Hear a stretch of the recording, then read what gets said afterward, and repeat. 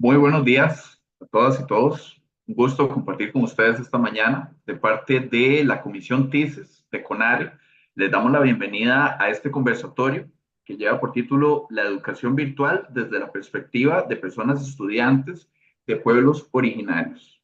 La Comisión TICES es una comisión integrada por representantes de las universidades públicas, UCR, UNA, TEC y UTN, que se encarga de compartir experiencias, valorar, eh, reflexionar con respecto a escenarios para la implementación de las innovaciones con tecnologías en el marco de la educación universitaria. Por supuesto, también el día de hoy contamos con representantes de todas las universidades, que son UCR, UNA, UNED, UTN y TEC.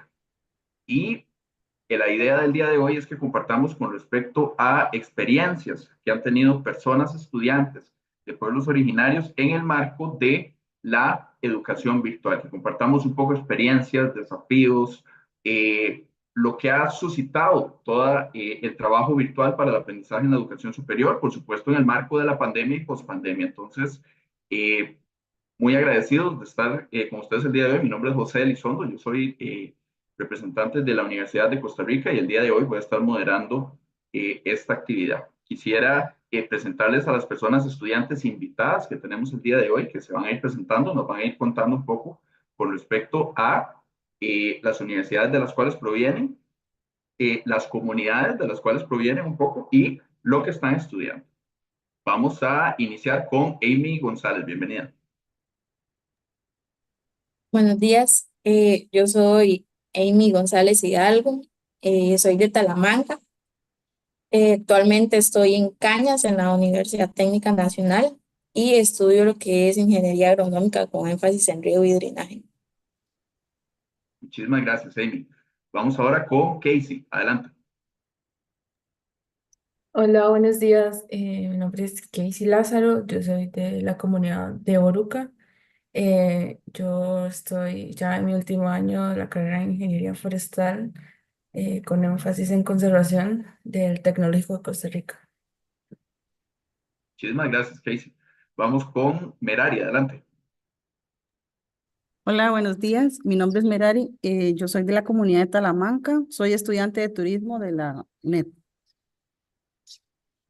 Muchísimas gracias, Merari. Ahora, adelante, Weiner. Hola, buenos días. Soy de la comunidad de territorio indígena Cabecas de Talamanca.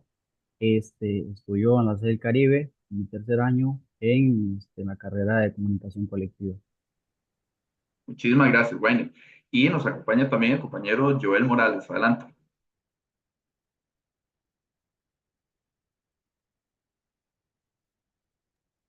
Hola, buenos días. Yo soy Joel, soy estudiante de la UNA, soy de Talamanca, Bribris, ¿eh? Muchísimas gracias, Joel y compañeros. Les damos la bienvenida a este espacio. La idea es que vamos a conversar con respecto a una serie de preguntas para avivar la conversación con respecto, nuevamente, como les comentábamos, a nuestras experiencias con la educación virtual. Por supuesto, en el marco de la pandemia y pospandemia. Y precisamente en ese marco quisiera que comenzáramos a conversar libremente con respecto a la siguiente pregunta. Para ustedes, compañeras y compañeros, ¿cómo fue el inicio de la pandemia en el colegio y la universidad? ¿Cómo se vivió esta experiencia, esta situación que vivimos con la crisis sanitaria a la hora de enfrentarnos al proceso de aprendizaje? Adelante.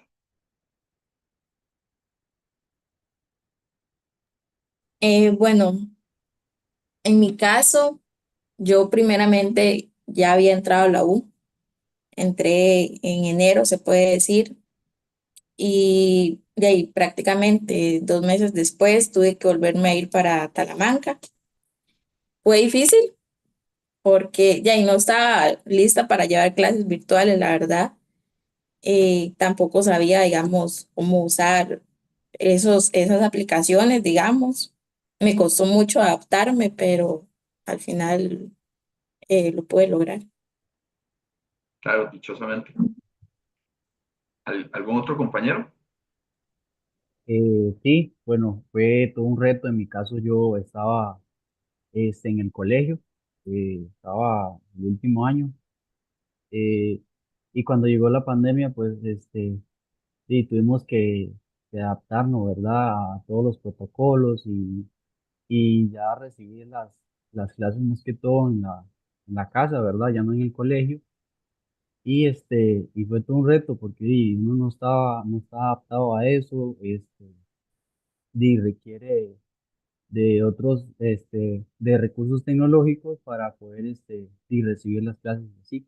Bueno, en mi caso, como no contábamos con los recursos tecnológicos, lo que se hizo, digamos, desde el colegio es, implementar una técnica de una semana ir a recoger el material didáctico y luego, pues, durante toda la semana se respondía o se llenaba las prácticas y todo eso de ese material y luego, a la semana se volvía a entregar. Entonces, básicamente fue como adaptarnos a eso, de ir y desarrollar su material didáctico ahí solito.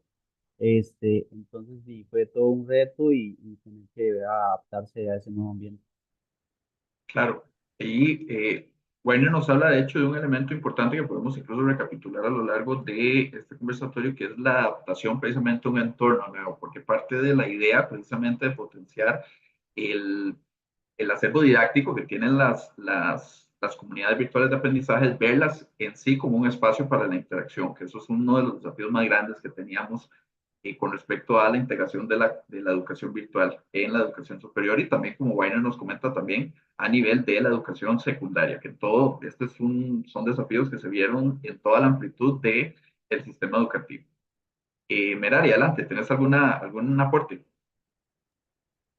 Sí, precisamente eso de la adaptación que para las demás universidades, no el caso de nosotros, porque nosotros ya somos casi que un sistema de estudio a distancia. Entonces, como quien dice, estábamos encaminados por ahí Claro, y al final lo que cambió fue lo de las tutorías presenciales, los talleres, algunas giras que son presenciales, todo eso cambió y los exámenes y eso, pero digamos, siempre el sistema a distancia ya lo veníamos manejando, entonces sí, claro, para todos nos afectó de diferente forma, ya sea negativa o positiva, pero al menos ya teníamos como el 50% nosotros, entonces ahí claro. nos adaptamos un poco más rápido, tal vez. Entonces, percibís que la adaptación fue quizá un poco más fluida, tal vez en el marco del Sí, enfoque de educación a distancia. sí, obviamente que sí, cierto porcentaje había que, ¿verdad?, adaptarse, pero Ujú. el resto yo pienso que ya íbamos por ahí. Claro, ve qué interesante porque también el enfoque representa mucho también del proceso diferenciado de adaptación que hubo que hacer en todos los escenarios. Casey, Joel, ¿tienen algún aporte en este caso de su experiencia? Bueno, sí. De igual que creo que la compañera ahí, yo cuando entré a la universidad, fue en 2020, fue el año de pandemia. Ujú. Em, sí me acuerdo que nosotros igual estuvimos como un mes nada más presencial. Entonces creo que sí fue como un cambio muy abrupto ¿verdad? Todo el cambio que es en el caso de las personas que tal vez venimos de comunidades y vivimos en comunidades, salir de la comunidad, venir a la ciudad y ya empezar como a acostumbrarse a vivir acá y solos, Claro, y luego de un pronto a otro que todos nos manden como a la casa. En mi caso estuvimos varios meses sin clases y nadie sabía cómo ir con las clases. Creo que los profesores tuvieron como un tiempo para enseñarle cómo usar las aplicaciones como de Zoom y de Teams, que creo que era lo que ujú, más usábamos.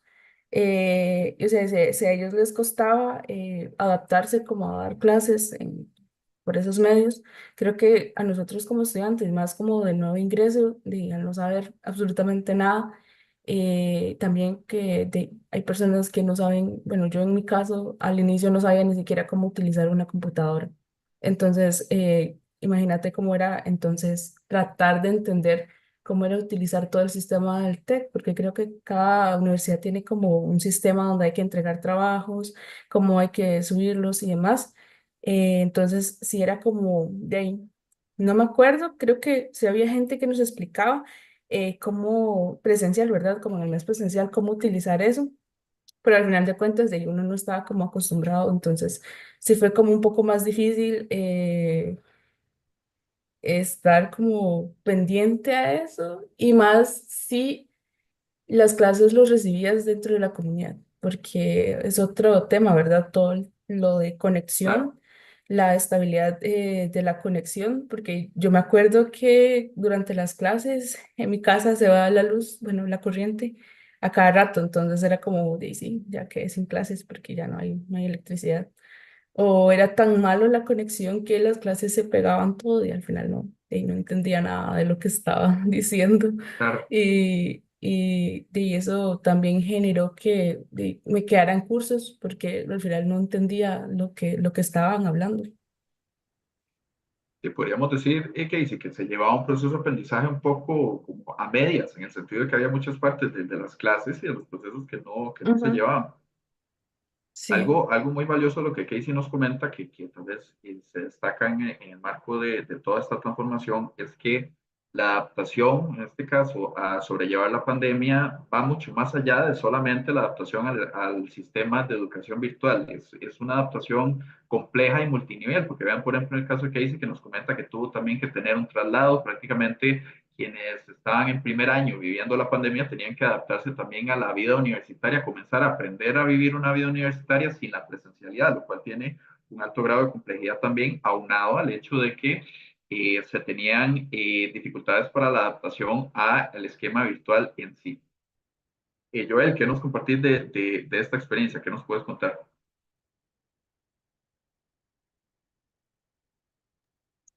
Sí, buenas tardes. No, buenos días. Vamos a ver. Eh, Personalmente, cuando entré en la U fue luego de la pandemia, entonces, pero había visto, como por ejemplo, yo tengo una familia, bueno, que es mi primo, yo he visto a él como ir a trasladarse de un lugar a otro, era muy complicado que digamos porque él tenía que ir a subir una loma y recibir como una clase entonces, que me pregunte cómo le fue en ese proceso de aprender, utilizar las plataformas virtuales y cosas así. Eso sí no le podía responder, pero lo que había visto era como que en cuestiones de lluvia tenía que ir a como con la sombrilla o cosas así. De hecho, la familia le construyó como una casilla ahí Ujú, para que podría recibir la clase de forma tranquila. Pero sí, como que era muy complicado porque en cuestiones de lluvia también como él ujú. no podía como conectarse, entonces básicamente perdía la clase.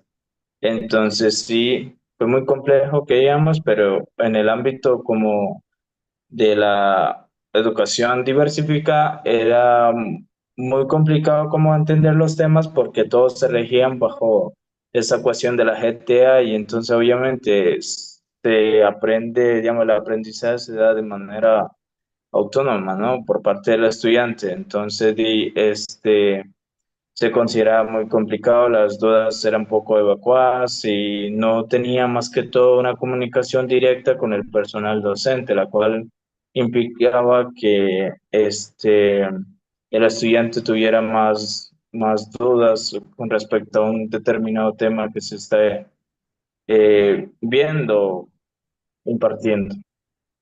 Claro, ahí Joel nos habla un poco, nos comenta sobre respecto a la GTA, que me permito aclarar, las GTA son las guías de trabajo autónomo, que es una estrategia didáctica que implementó el Ministerio de Educación Pública para sobrellevar precisamente la demanda de interacción y carga de trabajo durante la pandemia, que consistía en que se asignaba una serie de guías con una serie de consignas para que las personas estudiantes desarrollaran de manera autónoma, con estos desafíos, por supuesto, que Joel nos menciona.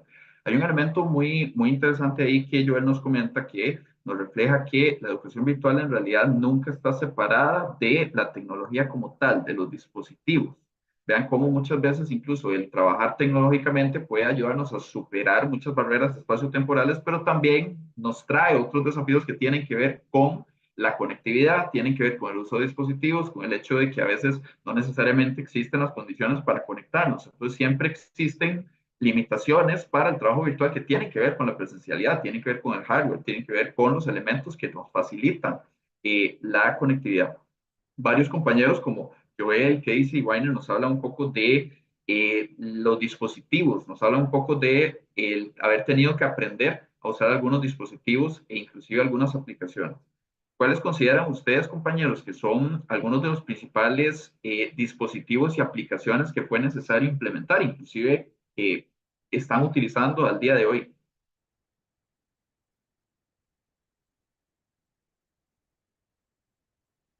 Tal vez Amy y Merari. Este, ¿cómo dijiste los dispositivos que en ese caso teníamos que utilizar? ¿Cuáles han sido Bueno, los principales dispositivos y aplicaciones que vos ok, consideras que ha ok. sido importante aprender a emplear para continuar con el aprendizaje? Bueno, en mi caso, lo único que utilicé fue la computadora que Ujú. sí la sabía ya manejar, por dicha. Sí. Y las plataformas sí, más que todo usamos Meet y fue bastante Ujú. difícil. A veces utilizaban Zoom y era aún más difícil para mí porque Sí. realmente la siento como más complicada. Ujú. Sin embargo, aún, ¿verdad? Porque no la sé manejar, pero cuando fue clases sí se me hacía muy difícil todo. Me pasó una vez un chile que ni sabía que tenía la cámara encendida y estaba en clases y bueno, y hasta después que me dijeron, ay, Amy tiene la cámara encendida y yo, ay, no. Pero sí, es más que todo, en mi caso fue eso. Claro, y Amy, ¿continúas utilizando estas herramientas? Por lo menos con regularidad. Aquí estamos en Zoom, por supuesto, pero regularmente, ¿continúas utilizando estas herramientas en el aprendizaje? Vieras que, bueno, hasta ahora, bueno, con esto de las condiciones climáticas, la semana pasada tuvimos Sí, clases virtuales claro. y ya realmente tenía mucho rato ya de no usarlas, porque como ya estamos presencial y todo, pero no, con regularidad no las uso.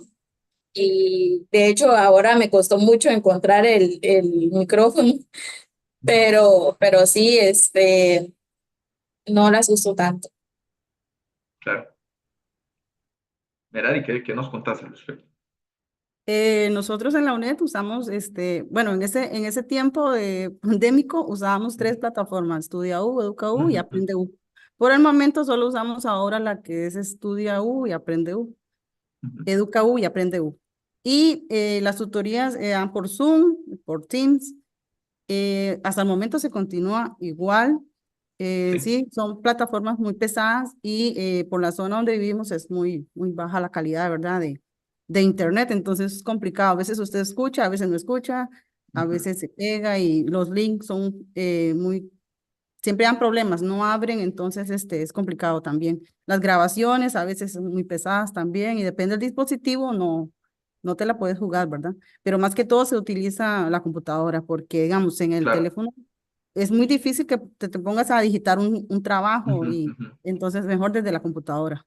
Y saber Sí, usarla es lo principal. Sí. claro. Y Merari, ¿cómo fue ese desafío de trabajar con tres plataformas? Digamos, de estar como integrando el trabajo de distintas plataformas. ¿Cómo percibes algún desafíos, algunas ventajas, inclusive en ese marco? Sí.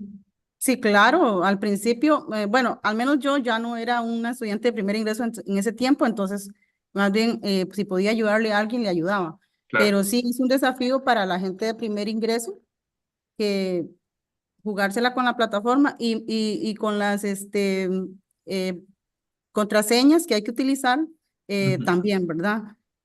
Y para poder entrar, digamos, tenés que recargar, si no tenés un plan, Claro.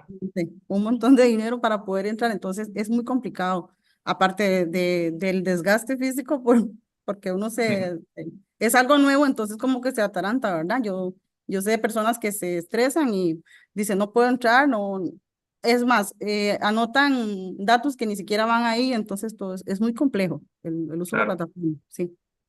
Sí, vean que también nos trae otros desafíos, como por ejemplo los planes. ¿Alguno compañero estuvo también en esta situación con respecto al tener que usar datos? En mi caso, yo cuando, bueno, ya ingresé a la universidad, la mayoría de los profesores, como la carrera no es de la sede del Caribe, sino que Ujú. es una carrera que se está regionalizando, entonces, la mayoría de los profesores viajan. Entonces, cuando el Surquí, bueno, como está sucediendo ahora, está cerrado el paso, normalmente se implementa lo que es las clases virtuales. Entonces, para mí, salir acá y no tener conocimiento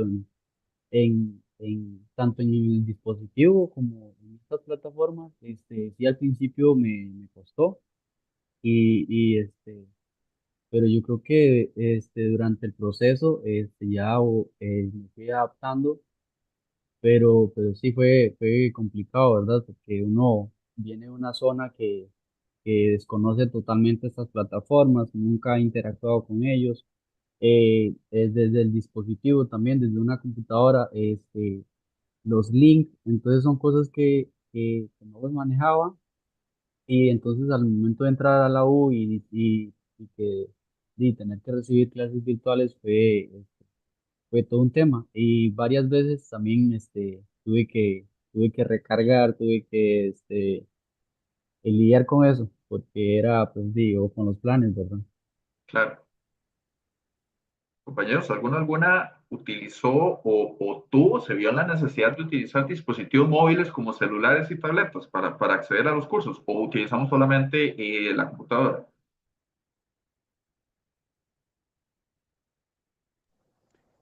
En mi caso, yo, bueno, actualmente, acá en la zona, bueno, en el territorio, es muy difícil el acceso a Internet. Entonces, normalmente el dispositivo, bueno, el teléfono es dispositivo, este, con el que se puede accesar mucho mejor tal vez a las clases virtuales, a los links, comparado a una computadora, ¿verdad? Que ya necesita como una buena calidad de Internet. Entonces, en mi caso, todavía sí me conecto desde el teléfono y Y Weiner, ¿qué desafíos percibís en el hecho de tener que usar el teléfono, inclusive, o incluso para acceder a los cursos y para interactuar? Es más sencillo, como decís vos, pero la interacción tiene algún desafío que valga la pena destacar. sí, yo creo que de eso, de saber dónde está para compartir, qué sé yo, que hay Ujú. que compartir una presentación, el audio, el video, tal vez en el chat, en Zoom, pues mandaron algún link que hay que dirigirse para hacer alguna práctica, entonces todo eso, creo que tal vez por ese lado de que el teléfono pues sirve para poder conectarse, pero para poder interactuar dentro de ese dispositivo en una clase, pues sí siento que es un poco difícil. Sí. ¿Ustedes cómo percibieron la interacción con las personas docentes y con los compañeros? ¿Había una distancia marcada? ¿Sintieron que igual se conocieron, que pudieron interactuar? ¿Cómo sintieron ustedes las interacciones con otras personas durante este proceso de virtualidad? Tal vez Casey o Joel. Ok, bueno, en mi caso fueron como de 3 años con virtualidad. Sí, Entonces, sí siento que uno se pierde como esa, sí, como conexión con personas, porque como digamos en el tecnológico hay como cursos específicos, imagino que sí son en las demás universidades, cursos específicos para cada carrera y cursos que son más generales. Yo los cursos, de hecho todos los cursos generales fueron virtual, entonces yo trabajaba con personas que al final no sabía ni quiénes eran y nunca supe quiénes fueron porque no los volví a ver. No sé, era como muy poco la interacción como con otras personas. Em, También en el caso de los profesores, digamos, estaba como habilitada la opción de ir como a consultas virtuales, pero era como, no sé, era muy difícil o como tal vez uno no estaba acostumbrado a hacerlo, entonces la verdad yo nunca lo hice. Sí, sí sé que, digamos, a veces, en algunas ocasiones, cuando uno explicaba como la situación que estaba pasando, por ejemplo, como a los profesores de mi carrera, yo estaba como por allá en mi casa y que no había nada, bueno, conexión. Eh, que de hecho tuve como que repetir un examen porque yo no sabía realmente la materia de la que estaban hablando, porque como había comentado al inicio, en mi caso yo me conectaba a través de la computadora, tenía que ir como a la casa de un tío donde la conexión era como más estable Ujú. para poder recibir clases. Sin embargo, las clases siempre se pegaban, entonces no, nunca supe cómo o comprendí totalmente la clase y por ende creo que tampoco nunca en la modalidad virtual nunca entablé tal vez como una relación con tanto con mis compañeros como con el profesor. Realmente siento que en realidad todo el mundo casi no interactuaba, solamente iba como a escuchar ahí y ya. Sí, o sea, te hizo falta esa interacción cara a cara, digamos, para el proceso de aprendizaje. Sí, sí, creo que también es una parte importante, no solamente como para personas que vienen de comunidades indígenas, sino para cualquier persona que va a salir de la casa, ¿verdad? Tener o sentir como una red de apoyo. Y la verdad, como que en esas épocas también era como muy difícil lo de la salud mental por estar tan aislados. Yo conocía a personas que, digamos, durante la pandemia, estuvieron en residencias en la universidad, entonces era como demasiado aislado, no ver a nadie, ni siquiera como a la familia. Eh,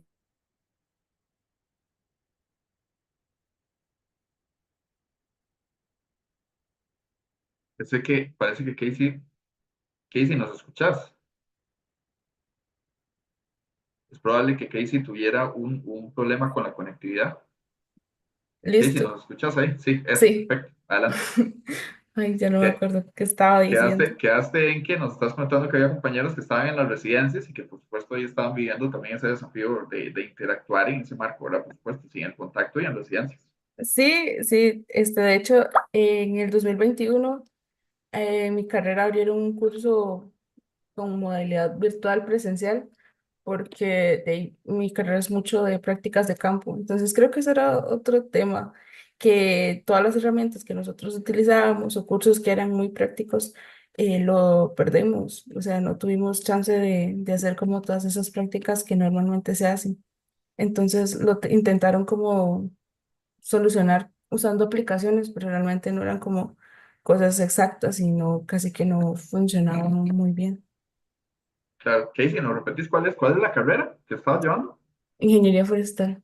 Ingeniería forestal, por supuesto. Tan interesante Ujú. porque de hecho la ingeniería forestal por su campo de estudio, por su objeto de estudio, se tiene que ver con el bosque, tiene que ver con la intervención en el campo. Entonces, qué desafiante tener que aprender esto en una virtualidad incluso eh, real de estar interactuando a través de dispositivos, pero también virtualidad en su concepto, porque lo virtual tiene que ver con la simulación. Entonces, ¿cómo podemos simular un escenario de ingeniería forestal en una total virtualidad? Vean que nos trae desafíos que en muchos casos eran inéditos, que lo normal es aprender esto directamente en la presencialidad del campo. Ahorita, de hecho, vamos a ampliar un poco sobre eso, sobre qué carreras o qué objetos de estudio se adaptan más o menos para el aprendizaje virtual.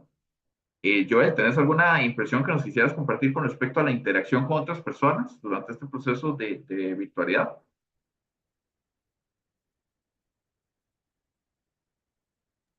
Y básicamente, ¿qué le podía decir? Yo estoy participando como portavoz de un primo mío que estaba estudiando en tiempo de pandemia y básicamente lo que él hacía es como solo tenía esa comunicación con el personal docente o sí, el encargado del curso, pero todo eran virtuales. En mi caso, igual la mía solo se reducía a lo que sería GTA y cosas así, Mm, porque igual estaba en el colegio y aún no claro. había salido. Entonces, la comunicación que íbamos en cuanto a con el profesor o con la profesora era muy invisible porque no había, que digamos, incluso había como una comunicación por medio de WhatsApp porque como yo vivo en Talamanca es muy complicado como conectarse a internet o también puede haber que no hay señal o cosas así, también implica muchas de las muchos de esos factores que digamos. Claro, por supuesto. Vean que incluso hasta nos tocó recurrir a aplicaciones un poco más de uso cotidiano, como WhatsApp, para mejorar la comunicación, ¿verdad? Vean cómo incluso se amplía el espectro de escenarios donde se extienden los espacios de aprendizaje. Precisamente, compañeros, en este marco y ahora hablando un poco de nuestra experiencia actualmente. ¿Cómo ha sido para ustedes aprender en cada una de sus carreras en la educación virtual? Ya, ¿cómo perciben ustedes el aprendizaje que han tenido? ¿Cómo ha sido ya incluso al día de hoy seguir utilizando estrategias virtuales en algunos casos? ¿Cómo perciben que ha sido el aprendizaje universitario, específicamente integrando entornos virtuales y tecnologías digitales?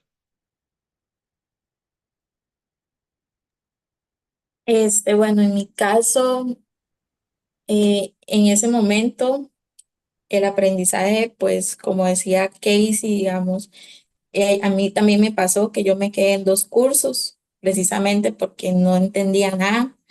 Eh, no, digamos, no le entendía al profesor y por más que tenían el que grababan la clase, digamos, después te la pasaban y yo tenía que volver a verme esas 4 horas de clases para ver si podía entender y, y a veces ni así, porque también pienso que al profesor se le dificulta un poco explicar así Ujú. y más cuando son cursos que llevan mucha matemática. Entonces, a mí, bueno, en mi caso sí. Sí, se me dificultó mucho el aprendizaje virtual y que ahora, bueno, uno dice, este, bueno, en mi caso yo digo, me hubiera gustado llevar estos cursos presenciales. Hay cursos virtuales que eran muy bonitos, que de ahí uno tenía que ir a campo eh, y no tuvo esa oportunidad, no aprovechó eso.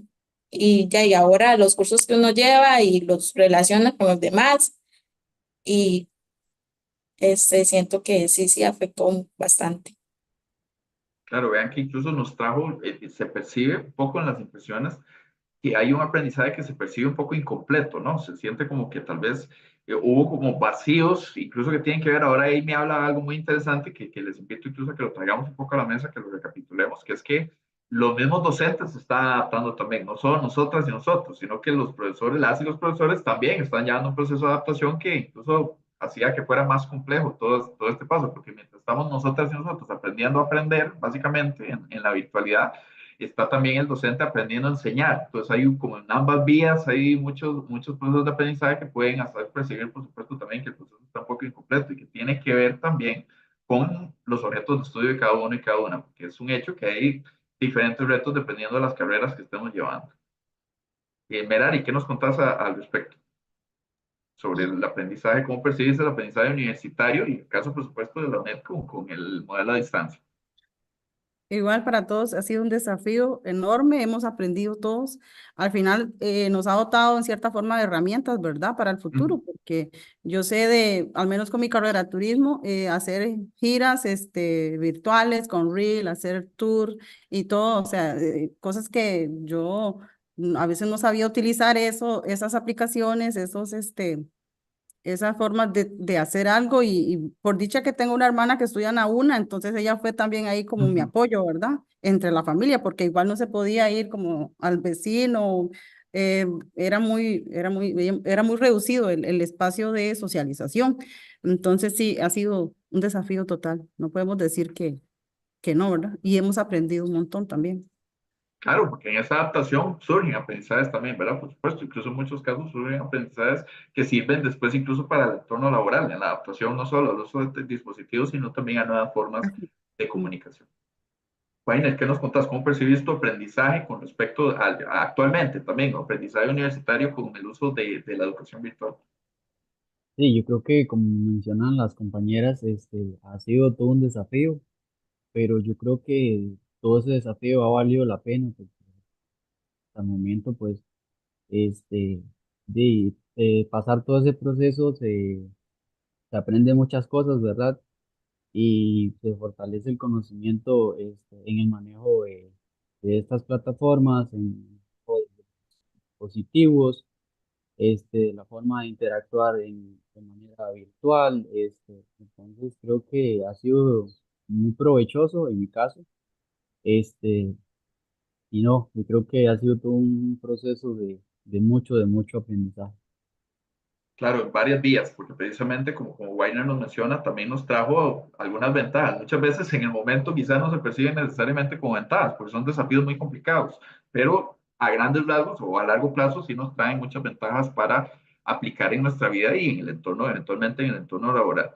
Aprovechando un poco lo que Casey nos hablaba ahora un poco del trabajo con en este caso ingeniería forestal, Amy también con la parte de matemáticas y otro, quisiera lanzarles la pregunta, para el aprendizaje en la virtualidad, ¿qué tipo de cursos piensan ustedes que se deben virtualizar y cuáles no? ¿Cuáles serían cursos para ustedes o cuál objeto de estudio no debería considerarse un escenario virtual, por ejemplo, en el caso de ustedes?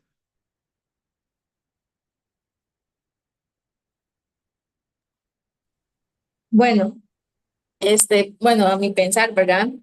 Yo siento que hay cursos que no se deberían dar virtuales. Bueno, en caso de mi carrera, pues Ujú. nosotros vemos mucho de plantas, vemos de animales, entonces son cursos que yo siento que no se deberían de llevar virtual, ¿verdad? Sin embargo, prácticamente llevé cursos de plantas virtuales y para mí, como decía ella, hay cursos que son muy generales, que ahí es donde uno interactúa con más personas que no son de la carrera. Ujú. Yo siento que esos cursos sí puede ser que se den virtual, pero ya los de carrera o los que llevan mucha práctica, sí no se debería tomar virtual. Claro, hay un elemento ahí de práctica, y sobre todo los que tienen que ver con práctica de campo. ¿Eh? Por ejemplo, Amy nos habla de cursos que tienen que ver con plantas, con el estudio de plantas. Y hay carreras que, pues, objeto de estudio requieren la intervención en el campo. Entonces, ahí nos trae un desafío en el hecho de que la virtualidad no nos da necesariamente toda la parte sensorial o incluso la intervención que podemos hacer directamente en el campo como estrategia didáctica. Eh, Casey, quería aprovechar incluso para el caso tuyo de ingeniería forestal, ya nos hablabas un poco de los desafíos que hay, porque el objeto de estudio de la carrera de ingeniería forestal tiene que ver con el campo, tiene que ver con la intervención presencial en el campo. ¿Qué cursos, Casey, más bien incluso de tu carrera pensás vos que podrían virtualizarse? ¿Qué cursos sí se podrían virtualizar? ¿O pensás que en general debería manejarse una mayoría presencial? De hecho, creo que a veces sirve o funciona que un curso pueda ser modal, ¿verdad? Porque Ujú. como así como hay, digamos, temas que son muy prácticos, hay temas que son muy teóricos, entonces a veces sí facilita como que la parte teórica eh, pueda ser como virtual. Sí, porque, bueno, aunque de verdad hay cursos que sí podrían ser totalmente virtual. Por ejemplo, Ujú. tuvimos como un curso sobre sistemas de información geográfica, que es básicamente Ajá. todo en en la computadora. Entonces el curso virtual fue como muchísimo más sencillo. Y de hecho yo le entendía mejor a la profesora virtual que presencial. Entonces sí creo que depende mucho como de las necesidades que busca como abarcar los cursos, ¿verdad? Y también supongo que cada profesor puede ver las necesidades que tienen como los estudiantes, entonces tratar de adaptar el curso a lo que mayor, bueno, a lo que más convenga.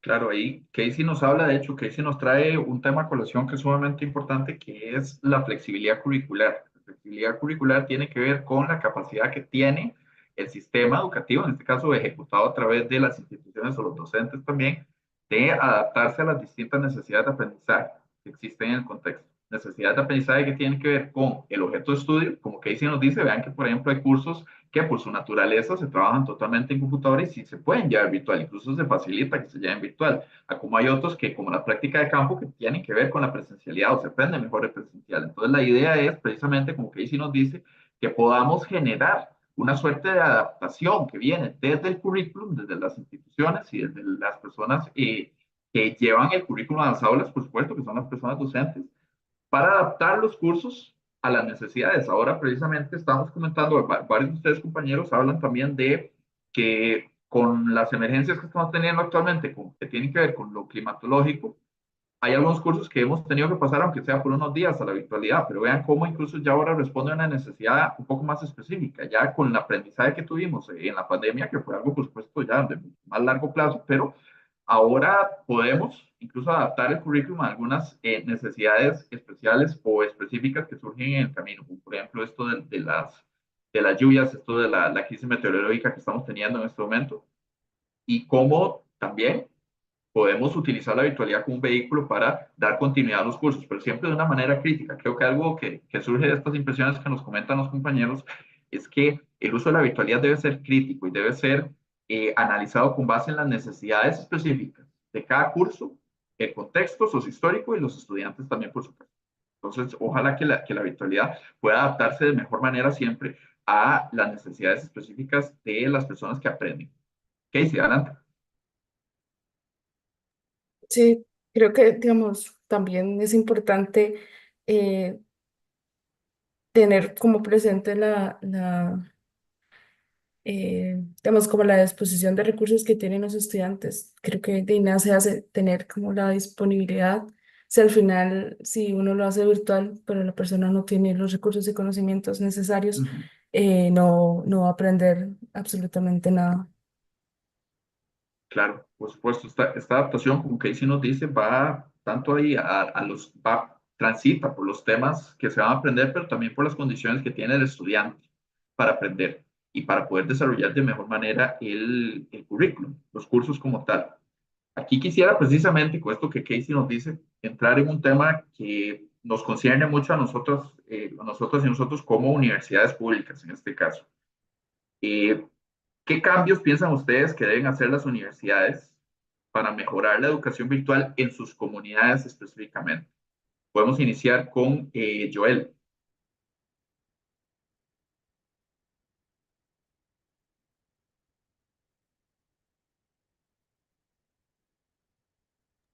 Perdona, ¿podría repetirme la pregunta? Por supuesto, la pregunta es, ¿qué cambios consideras y consideran también los compañeros que deben hacer las universidades para mejorar la educación virtual en sus comunidades específicamente? Y básicamente yo creo que es como primero realizar como un breve estudio y a partir de eso actuar de forma que, no sé, como que evacúe todas esas problemáticas, porque, por ejemplo, en las comunidades, si no hay una investigación acerca de cuál es como, qué implica la accesibilidad a los medios alternativos o comunicativos, tanto como diferentes plataformas educativas, creo que se complica un poco como generalizar la situación de los estudiantes. Entonces, y por eso es que pienso que tal vez partiría de esa diversidad en cuanto a condiciones o situaciones o factores que puede implicar como el acceso a la educación virtual, que digamos, en este caso a lo de recibir cursos educativos virtual. Joel, de hecho, muchísimas gracias porque Joel nos trae, de hecho, un elemento que es sustantivo, que es que a veces, a veces incluso hasta por la manera en que se desarrolla el currículum, no siempre se considera desde las instituciones la diversidad de condiciones que existen. Entonces vean lo que Joel nos dice, que muchas veces se potencia o se promueve un currículum que no está necesariamente tomando en cuenta las necesidades que tienen las comunidades específicas. En este caso, por supuesto, las comunidades de las que ustedes pertenecen, que tienen necesidades específicas, todos los distintos escenarios los tienen, pero cómo se está adaptando el currículum a estas necesidades y qué limitaciones está trayendo. Ahora Casey también nos hablaba un poco de eso, que es necesario que el currículum, o en este caso los cursos, se adapte mejor a las necesidades específicas que tiene cada uno de los escenarios y cada uno de los estudiantes. Esto tiene que ver mucho con la conectividad que tenemos en nuestras comunidades, tiene que ver con las necesidades específicas que tenemos como personas, como individuos también, e inclusive a las necesidades que existen también en el marco de cada uno de los cursos. Entonces, Joel nos pone en boga, de hecho, un tema que es muy importante, que es la necesidad que tenemos como universidades de diversificar las condiciones que tenemos para ofrecer de mejor manera el currículum en cada uno de los escenarios que estamos desarrollando en cada una de las sedes que tenemos como universidades. ¿Alguna que nos quiera comentar también? ¿Qué otras necesidades consideran ustedes? ¿Qué cambios tienen que hacer las universidades para adaptarse de mejor manera a la educación virtual o para promover mejor la educación virtual en sus comunidades? Casey, adelante. Bueno, sí, yo quería reforzar de hecho lo que estaban diciendo ustedes, porque muchas veces ni siquiera conocen cuántas etnias tiene Costa Rica, Claro, cuántos territorios hay en el país. Entonces, como decía Joel, generalizan que todos somos digamos, tenemos las mismas necesidades. Y también tratar de tener en cuenta como el contexto socioeconómico de cada comunidad, porque hay factores que pueden afectar a las poblaciones como que están como en el Caribe, por Limón, por Talamanca, que no van a ser las mismas que van a afectar a la parte sur de donde soy yo. Entonces, así como la conectividad, tal vez puede ser un poco más fácil tener conectividad en la parte sur, en algunas comunidades de la parte sur, porque están un poco más cerca de digamos, como de carreteras o tienen un poco más de acceso que comparación de comunidades que se encuentran un poco más adentro y más alejadas. Entonces, digamos, y a veces cuesta mucho y es porque las personas no tienen como el interés de conocer estas necesidades, porque yo puedo decir que claro, yo soy de una comunidad indígena y al decir eso ya automáticamente dicen o piensan en que yo soy indígena de Talamanca, cuando realmente no conozco como el lugar, como que nos generalizan de una claro, manera que, que creo que puede llegar tal vez como a ser un tanto discriminatorio. totalmente, Casey. Ahora, Casey y Joel nos traen un tema a la mesa complejo que es esta generalización que muchas veces se da desde el currículum. Entonces vean cómo esta generalización, esta misma solución para todos, de hecho, potencia escenarios de discriminación en grande o menor medida.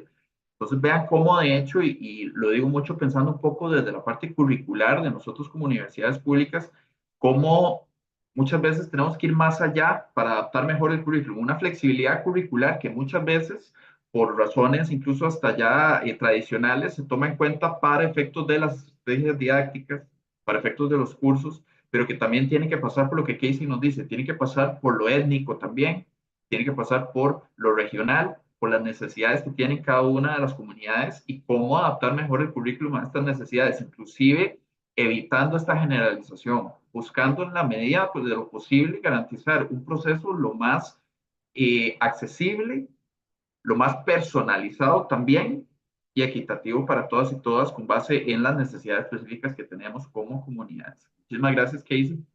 Y Joel también, porque nos traen de hecho un tema que es muy importante que lo veamos críticamente y que lo analicemos en el marco de la propuesta curricular de nosotros como universidades públicas. Los demás compañeros, si nos quieren aportar también, ¿qué elementos piensan ustedes en el caso específico y también, por supuesto, recuperando un poco de sus experiencias personales? ¿Qué cambios deben hacer las universidades para mejorar la educación virtual en sus comunidades? Sí, yo creo que, como lo mencionan, Joel y Casey, pues, sí, es un tema que suele generalizarse, ¿verdad? Que- de que a nivel país, todos contamos con los mismos recursos, todos contamos con la misma accesibilidad, cuando en realidad no es así. Entonces, creo yo que una de las cosas a mejorar, pues, es de eso, digamos, de poder hacer un estudio y de saber, ¿verdad?, cuáles son las necesidades de cada estudiante, por así decirlo, más personalizado, como decía usted.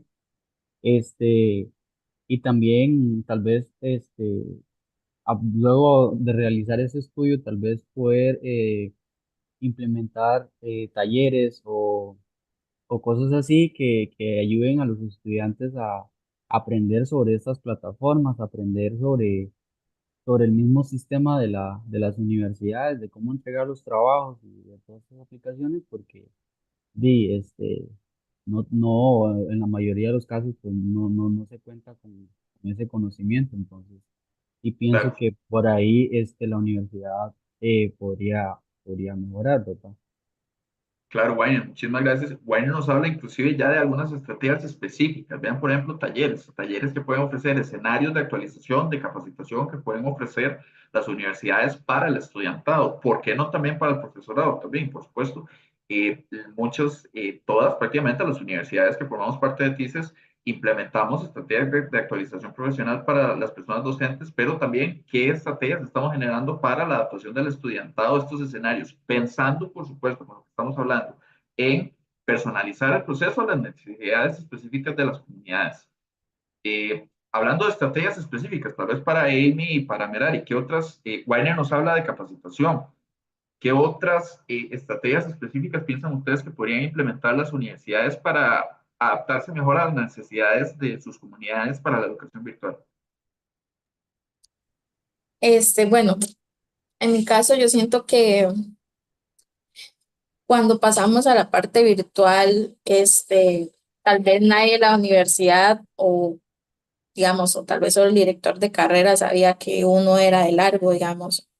Sin embargo, no, siento que no se tomaron la tarea de preguntarte si tenés computadora para llevar clases virtuales. Siento que, bueno, en esa parte creyeron tal vez que todos teníamos las mismas recursos económicos en ese momento como para pasarnos a virtual. Sin embargo, siento que tal vez en muchas ocasiones no fue así, ¿verdad? De que de ahí, tal vez yo no tenía y tenía que ver qué hacía en ese momento. Como decía el compañero acá, de hacer ese estudio para saber, digamos, en qué condiciones están, y tal vez no solo de nosotros, en general. Porque no porque seamos de largo significa que los demás tal vez no están pasando por lo mismo, así vivan cerca. Bueno, también pienso, no sé en las universidades, pero acá he visto como que bueno, nos llegan a decir que hay como una solicitud por si en caso, digamos, usted necesita una computadora o una llave Maya, entonces te hacen como un estudio o llenas unos papeles y ellos te prestan las cosas. Entonces creo que eso es algo bueno en esa parte. Ayuda en la virtualidad, digamos que si tenemos que irnos, uno podría hacer ese proceso, ¿verdad? Y creo que, pues sí. Claro, de lo que Amy nos habla surgen un par de elementos también muy importantes de tomar en cuenta. Número uno, por ahí vemos también que el acceso a la educación virtual, muchas veces contemplamos la parte de conectividad, contemplamos la parte curricular, pero tiene que ver también con brechas socioeconómicas también, que es importante tomar en cuenta, porque en qué escenarios, y diría que en la gran mayoría de escenarios, cuando se implementa la virtualidad, existen o se acrecientan brechas que tienen que ver con lo socioeconómico, porque tienen que ver con el acceso a dispositivos, el acceso a conectividad. Ahora, iniciando la conversación, hablamos incluso de la inversión que ustedes tuvieron que hacer en algunos casos en planes de datos. Entonces, vean cómo también transita por eso, y es otro elemento que las universidades tenemos que tomar en cuenta. También incluso me atrevo a decir que lo que estamos comentando también permite, si lo vemos un poco a nivel macro, permite observar que existen todavía también desafíos que tienen que ver con la regionalización, tienen que ver con la regionalización de las universidades. ¿Por qué? Porque, por supuesto, que hay elementos geográficos. Ven, ahora Amy nos habla, incluso utiliza un término que llama mucha atención, que es que quienes somos de largo. Por supuesto que hay situaciones geográficas que tienen que ver con la ubicación de nuestras comunidades que hacen que haya una distancia con los centros educativos, pero que a la vez también nos trae desafíos que tienen que ver con la regionalización, con establecer estrategias para acercar más las universidades a las comunidades de todo el país. Entonces, estos son desafíos, esto es algo que se mantiene un desafío continuo que tiene que ver con lo curricular y hasta con lo administrativo en todas las universidades públicas, pero es un desafío que sigue latente. ¿Cómo acercamos la universidad y, por consiguiente, sus procesos de aprendizaje a todas las comunidades de nuestro país? Y a todo también, a todas las etnias, como ahora Casey nos hablaba, a todas las etnias y a todas las regiones también, tomando en cuenta también las situaciones que tienen. Merari, ¿qué estrategia nos podrías comentar? Incluso en el marco, por supuesto, ¿verdad? Recuperando un poco la experiencia en la UNED, ¿qué estrategias se pueden implementar para acercar un poco más el aprendizaje a las comunidades? Bueno, aunado todo lo que han dicho de las capacitaciones y los talleres, necesitamos como más sensibilización, no solo, digamos, o sea, de los profesores, con saber de que un estudiante de la zona urbana no tiene la misma situación específica de uno de una zona rural, ¿verdad? Porque puede ser que a mí, por ejemplo, la sede me queda 5 minutos. Ok, si yo no tengo una computadora, yo voy y la utilizo, perfecto. Pero un estudiante que es de una comunidad donde tiene que pasar un río, hay calles de Claro, largas distancias, no hay transporte público, tiene que pagar un bote, tiene que pagar un transporte informal. Entonces, implica un montón el recurso económico también, aparte de la conectividad que siempre va a ser el claro, detonante ahí, ¿verdad? Entonces, es también de pensar, este tema se las trae, claro, porque tenemos que ver qué estrategia implementar, porque igual tenemos que formarnos tanto profesionistas de la zona rural como la urbana, entonces claro, el sistema viene parejo, entonces claro. también hay que pensar. Claro, vean lo que Melanie nos dice, es el desafío, tal vez el gran desafío que siempre tiene el sistema, que es que la educación debe ser para todos, pero ¿cómo hacemos que realmente sea para todos, tomando en cuenta las diferencias que hay y no generalizar? Vean, por ejemplo, estos casos que nos comenta Merari, de que muchas veces incluso esta situación geográfica, incluso de la ubicación geográfica de las comunidades, implica en sí retos que transitan por lo socioeconómico. ¿Por qué? Porque requiere un transporte, hay brechas de acceso, hay brechas de conectividad. Ahora, Merari nos habla de que hay muchos desafíos incluso para el traslado de las personas. Entonces, vean qué desafiante que es, cómo acercamos las universidades, superando muchas barreras que tienen que ver hasta con lo geográfico. Entonces, vean que son desafíos que continúan en la marcha y que nos atañen a todas las universidades, pero también tienen que ver con un abordaje crítico y con ampliar el espectro que tienen las universidades de cómo están contemplando la flexibilidad curricular, por supuesto, para incluir las diferencias que hay y las limitaciones que enfrentan las comunidades y cómo podemos, como ahora los compañeros decían, no caer en la generalización, poder ofrecer un espacio, aprendizaje lo más accesible para todas y todos, incluso tomando en cuenta las diferencias que existen a nivel regional y a nivel étnico entre muchísimas otras. Muchísimas gracias, compañero. Realmente surgen muchísimas líneas que estamos viendo de cara a cómo las universidades podemos adaptarnos a ofrecer un mejor proceso de aprendizaje en general y, por supuesto, lo que nos atañe en TICES, que es el aprendizaje mediado también por tecnologías digitales. Quisiéramos, antes de abrir una ronda de preguntas, que nos contaran cada uno y cada una en una frase prácticamente lo que les venga. ¿Cómo ha sido su experiencia en educación virtual en la universidad? Incluso una palabra, como ustedes gusten, puede ser una frase, una palabra. Si tuviéramos que resumir cómo ha sido nuestra experiencia en la educación virtual en la universidad, ¿cómo la definiríamos? Empezamos con Amy, que parece que tiene la idea un poco. Es que, bueno, para mí la experiencia no ha sido buena. Ujú. Ya, digamos, con solo el hecho de que em, uno quisiera aprovechar los cursos, las prácticas, para mí no ha sido buena, la verdad. Gracias, Amy. Sí, no ha sido buena y ha tenido presentes muchísimos retos que ya nos has comentado incluso durante este rato. Sí, sí. Merari, adelante, una frase. ¿Pudieras resumirnos un poco tu proceso de aprendizaje en la universidad con la educación virtual?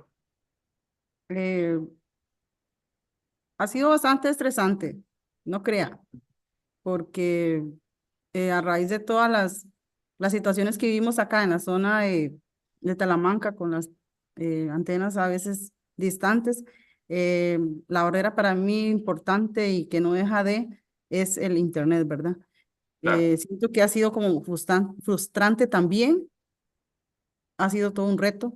eh, y tanto no solo digamos en temas de estudio, sino que física, emocionalmente, claro, económicamente, todo es un conjunto. claro. Es Qué duro. multifactorial. Sí, Es multifactorial, que es parte incluso de lo que podemos recuperar un poco de lo que hemos conversado, que son desafíos que son multifactoriales. Tienen que ver con muchísimas cosas a la vez, entonces que adquiere una inmensa complejidad. sí, como parte de la vida, igual se aprende, igual se deja a uno enseñanzas, ¿verdad? Positivas y Claro, negativas. sí. Joel, una frase para resumir un poco cómo ha sido tu experiencia en la educación virtual en la universidad específicamente.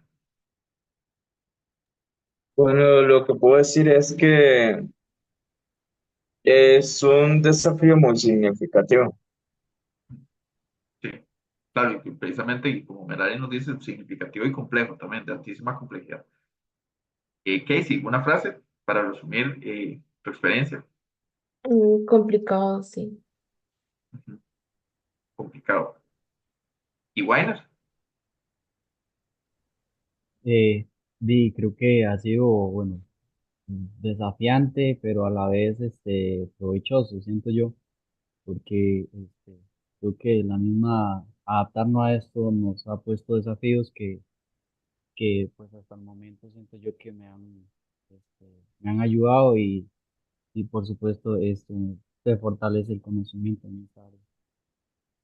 Claro, vean cómo si hiciéramos un resumen de frases, como si pudiéramos tomar todas las frases y mezclarlas un poco, hablamos de desafíos inmensos, ¿verdad? Por supuesto, hablamos de desafíos en la experiencia, en el acceso, eh, en la personalización también de todos los procesos de aprendizaje y los desafíos que nos trae, aunado también a una serie de oportunidades que pueden surgir también en la integración de estas tecnologías en el aprendizaje, como Weiner nos dice, pero que todavía está ante la necesidad de superar muchísimos desafíos que tienen que ver con el acceso, tienen que ver con la calidad del proceso educativo también y con la adaptación del mismo a las necesidades específicas de las comunidades, que es algo que nos surge ahora muy importante precisamente en este conversatorio tan rico que hemos tenido durante este rato. Quisiéramos precisamente, con todo esto que hemos comentado, abrir un breve espacio de preguntas, en este caso, para que podamos compartir y responder a algunas preguntas que nos van a hacer tanto compañeros de TICES como eventualmente también la audiencia que nos sintoniza en este momento.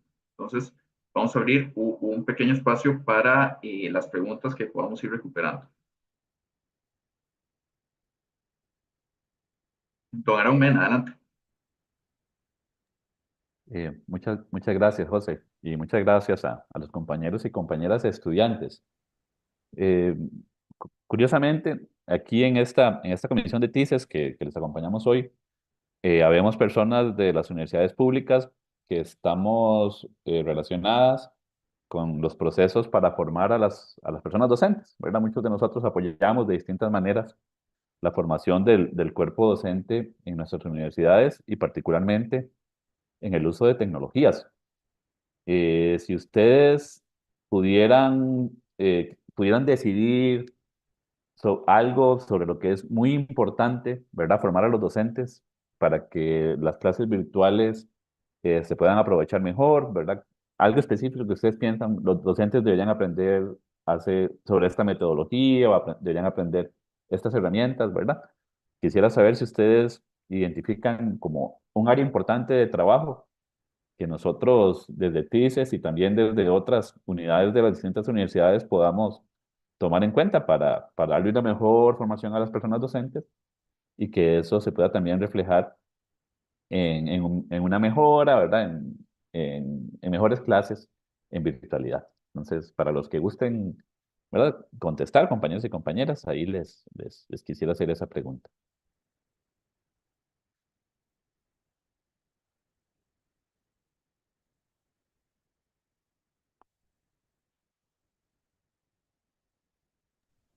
Yo eh, creo que los profesores, eh, digamos, desde de lo que tengo conocimiento y he recibido clases virtuales, manejan muy bien todo esto, el tema de la virtualidad y creo que y también como todos estamos aprendiendo, ¿verdad? Y desarrollando nuevas habilidades o nuevas formas de poder hacer que el material que se esté dando en la clase pues, de manera virtual, los estudiantes pues puedan entenderlo y puedan interiorizarlos, ¿verdad? Este, pero creo yo que sí es muy importante que tal vez los profesores tal vez tengan en cuenta que normalmente el internet es un factor determinante que a veces influye en que haya, no tengamos conexión y así, y y tal vez tener en cuenta que los estudiantes, van a haber estudiantes que se van a desconectar así, por temas así, entonces tal vez es como grabar las clases, que siento yo que lo han implementado de buena manera, puesto que si el estudiantado no pudo estar en la clase, pues tiene también la posibilidad de poder luego ver la clase de manera, como en YouTube o lo que esté grabado. Y también tal vez que las clases, eh, supongo yo que las clases teóricas y prácticas, lógicamente las prácticas sí se deberían de hacer de manera presencial, entonces que a la hora de ellos, tal vez eh, querer implementar eso en el programa del curso, pues sepan qué clases poner de manera virtual, ¿verdad? Porque sí es importante también tener eso en cuenta. Muy bien, muchísimas gracias, Wayne. Muchas gracias, Wayne. ¿Algún compañero o compañera que quiera aportar un poco a esta pregunta tan interesante, de hecho, que nos hace don Aarón desde el punto de vista de la actualización profesional de los docentes en nuestras instituciones? ¿Qué estrategias pensamos que deberían considerar las instituciones para formar al personal docente específicamente?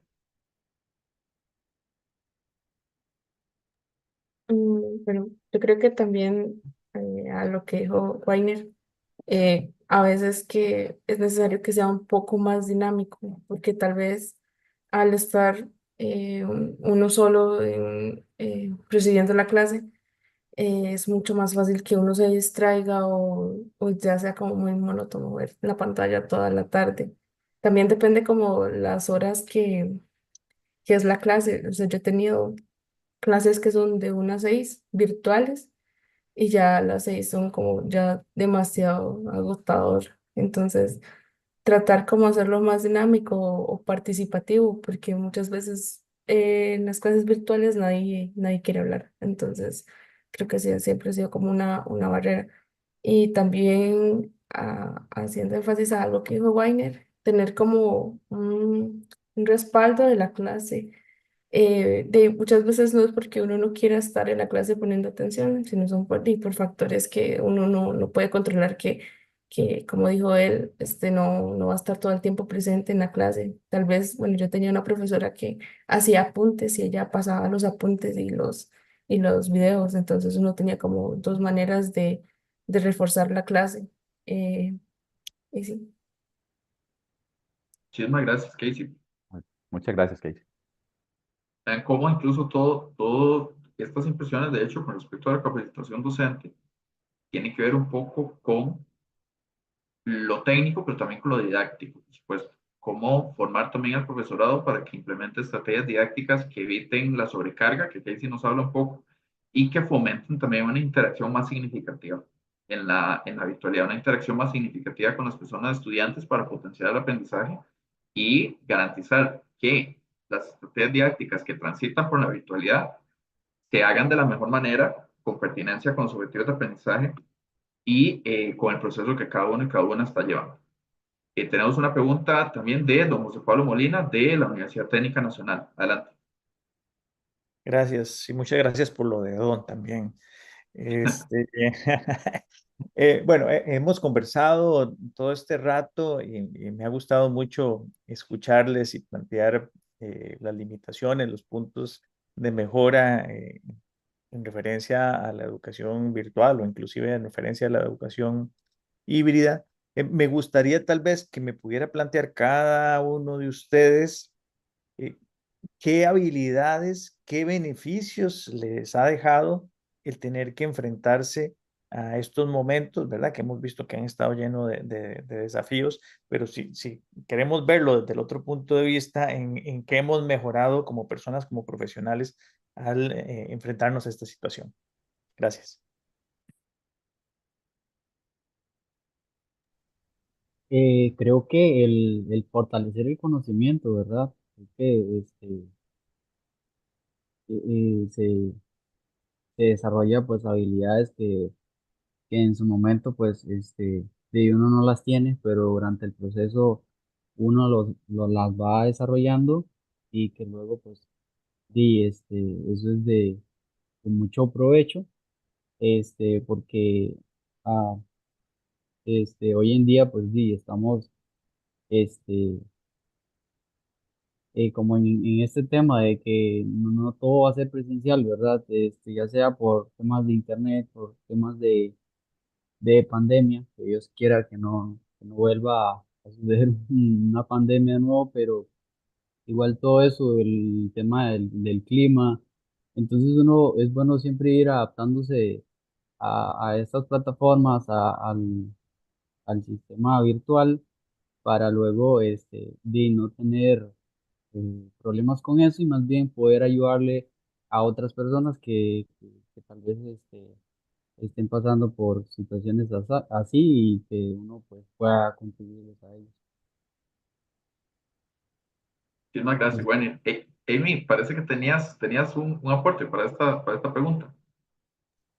Sí, no, bueno, yo siento que en cuanto a la universidad donde yo estoy, ¿verdad? Ellos, pues todos los profesores siempre en aquel momento grabaron la clase, entonces uno tenía ese respaldo para poder ver la clase, como les decía en ocasiones, de ahí se iba el internet o de ahí era muy difícil a veces, entonces lo bueno de todo esto era que uno pues de ahí podía ver esa clase después y también esto virtual pues de ahí también nos permite, digamos, que si volvemos otra vez o en ese momento, y ahí, si no teníamos, cómo le explico? Eh, o sea, no hubiéramos podido seguir estudiando si no hubiera sido porque se da toda esta virtualidad, por decirlo así.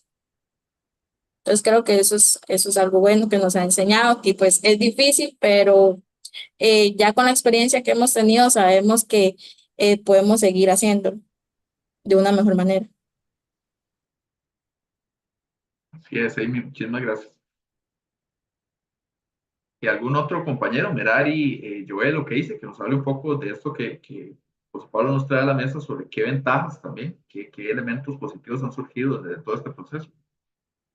Pues sí, bueno, de mi parte creo que tratar, bueno, de comunicarme de una mejor manera, también como salir de la zona de confort. Muchas veces este tipo de situaciones nos hacen como buscar la manera de salir adelante.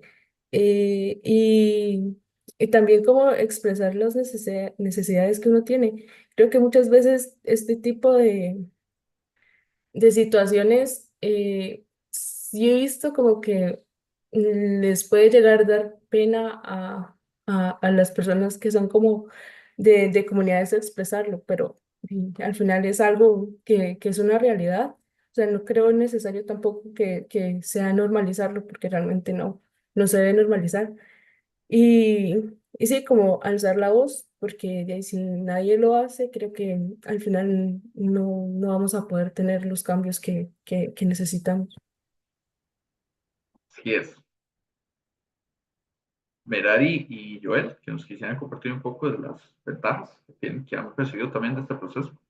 Ujú. Bueno, es un cambio de vida, ¿verdad?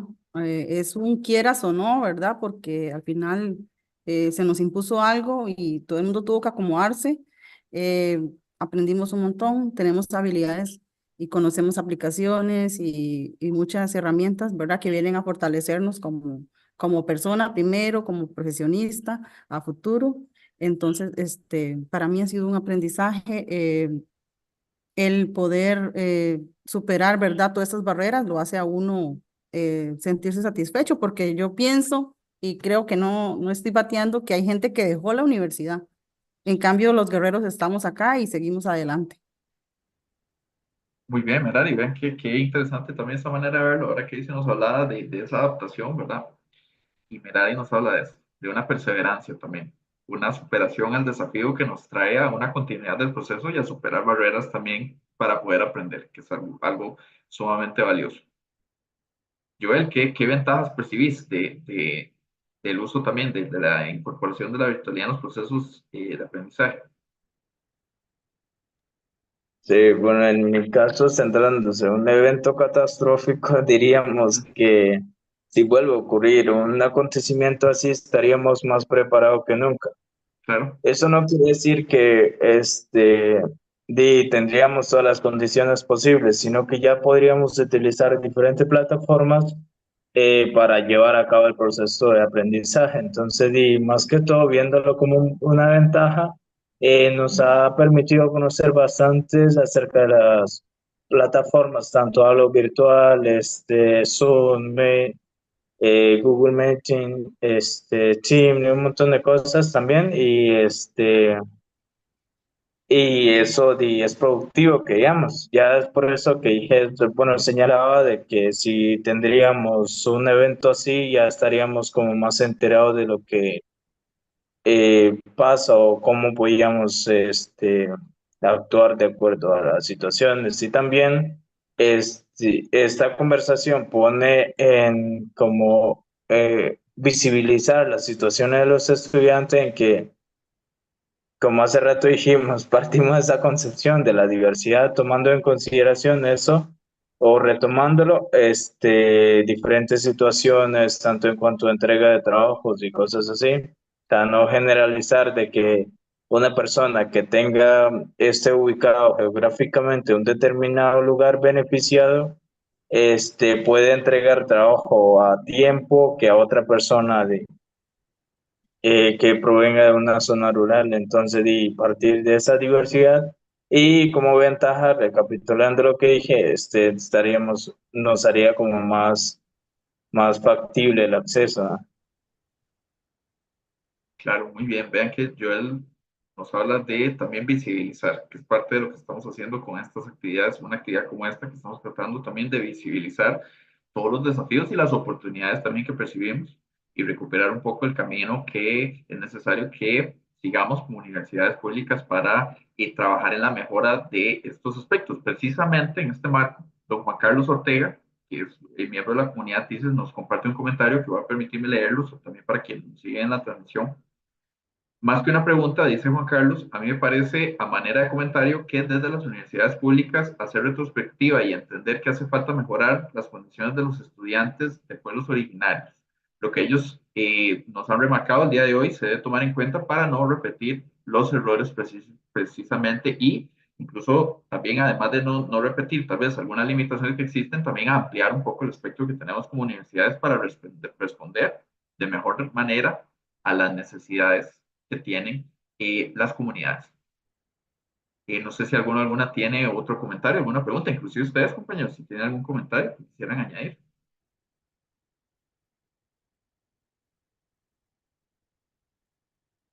Muy bien, compañeros. Sin más, en realidad, este ha sido un espacio sumamente enriquecedor para nosotros desde la Comisión TICES. Queremos agradecerle muchísimo a Amy, a Merari, a Weiner, a Casey y a Joel por acompañarnos el día de hoy, por compartirnos sus impresiones, por compartirnos también sus experiencias. Este ha sido un espacio para compartir experiencias que nos evidencian muchísimos desafíos y también muchísimas oportunidades para mejorar la educación que brindamos desde las instituciones públicas y, por supuesto, en el marco de la Comisión TICES para mejorar los procesos de incorporación de las tecnologías digitales en la labor didáctica también. Entonces, este ha sido un espacio sumamente enriquecedor para nosotros. Nuevamente agradecerles también a las personas que nos siguen en la transmisión, agradecerles por su sintonía y esperamos que lo que obtuvimos de este conversatorio nos pueda también ayudar a mejorar la labor que ofrecemos desde la capacitación docente y desde la facilitación de procesos de aprendizaje en nuestras instituciones. Agradecerles muchísimo por su participación el día de hoy a todas y todos.